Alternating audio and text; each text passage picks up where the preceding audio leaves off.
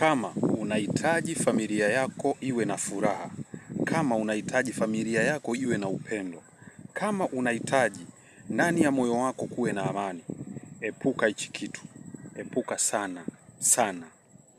Hakuna watu wanayeishi katika maisha magumu, hakuna watu wanayeteseka katika maisha yao isipokuwa walioingia katika vyama vya kishetani. Hata kama utawakuta wanaendelesha magari ya kifahari, wanalala kwenye majumba yenye thamani ya juu, lakini ndani ya moyo wake hana amani, hana furaha. Enjoy yake ni kwenye macho ya watu wanavyomtazama, ndio mnaona ana enjoy. Lakini ukatili na maumivu yaliyojaa ndani ya moyo wake, we huwezi kujua, kwa sababu unaweza ukamkuta mtoto wa kiume, unaweza kumkuta mtoto wa kiume au mwanaume mtu mzima, lakini ana bwana wake ambaye ana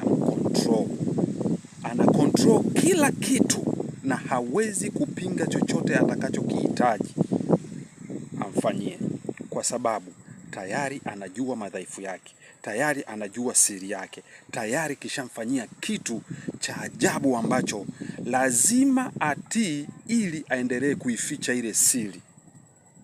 Ili awe hai, lazima aendelee kumtii.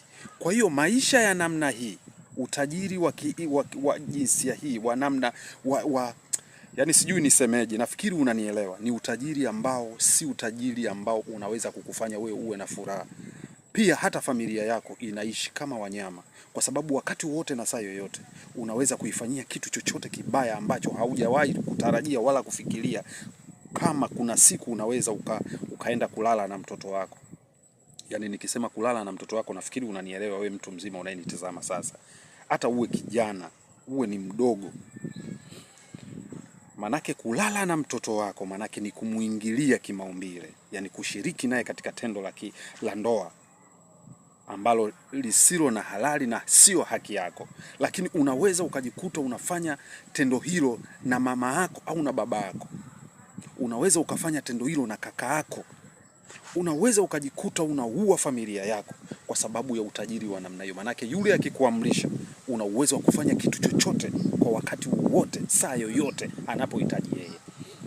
Manake wewe unabaki na fedha na dhamana, lakini oda ya kuitumia au ya kuendeleza fedha hiyo anayo yule bwana wake, kwa sababu anachokuja kukufanyia ujue na yeye ndicho anachofanyiwa. Yani hicho kiko wazi kabisa. Kwa hiyo nipo hapa Dr. Kitenga kwa ajili ya kuokoa. Unajua kuna mtu